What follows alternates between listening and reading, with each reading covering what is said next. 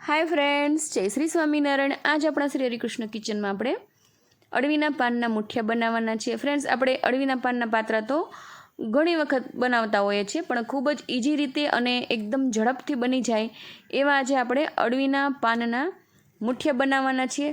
તો ચાલો ફટાફટ આપણે જોઈ લઈએ કે કઈ રીતે બનાવીશું।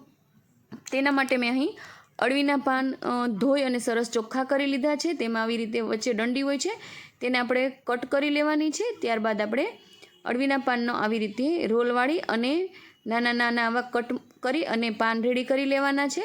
ફ્રેન્ડ્સ, મેં અહીં 250 ગ્રામ અળવીના પાન લીધા છે, તો તેની સામે આપણે 250 ગ્રામ જ ચણાનો લોટ લઈશું।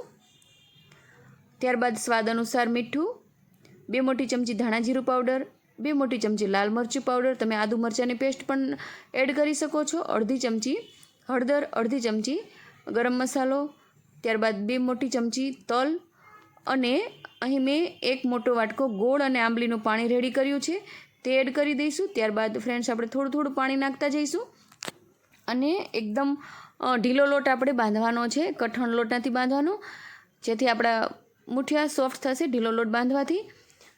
હવે આપણો લોટ સરસ ઢીલો બંધાઈને રેડી થઈ ગયો છે, તો તેલવાળા હાથ કરીશું અને આવી રીતે મુઠિયાને સરસ આપણે શેપ આપીશું। ફ્રેન્ડ્સ, તમે જોઈ શકો છો કે એકદમ ઇઝી રીતે આપણા મુઠિયા બનીને રેડી થઈ જાય છે।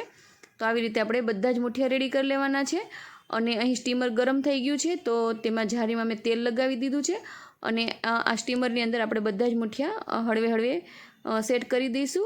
15 મિનિટ આપણે મીડિયમ ગેસે બફાવા દેવાના છે। સરસ બફાઈ ગયા છે, તો આપણે હવે એક બાઉલમાં ઠંડા કરવા માટે મૂકી દઈશું। ફ્રેન્ડ્સ, તમે જોઈ શકો છો કે ખૂબ જ સરસ આપણા અળવીના પાનના મુઠિયા બનીને રેડી થઈ ગયા છે।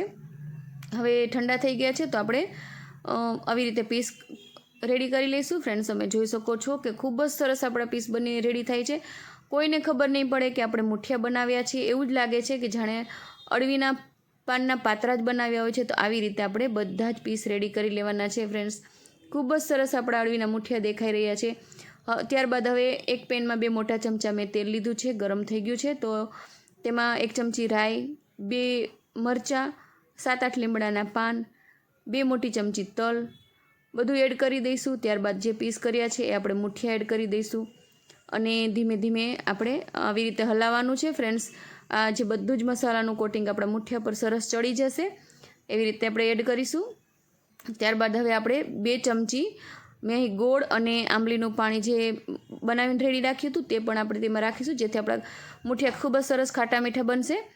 ફ્રેન્ડ્સ, તમને જો મારો આ વિડીયો ગમ્યો હોય તો મારી આ ચેનલને લાઇક કરજો, શેર કરજો અને જો તમે ચેનલમાં નવા હોય તો મારી આ ચેનલને સબસ્ક્રાઈબ કરજો અને બેલ આઇકન દબાવી અને ઓલ બટન દબાવવાનું ના ભૂલતા, જેથી તમને અમારા આગળના બધા જ વિડીયોની નોટિફિકેશન મળતી રહે। ફ્રેન્ડ્સ, તમે પણ આવી રીતે એક વખત જરૂર મુઠિયા બનાવજો અને મને કમેન્ટ જરૂર કરજો।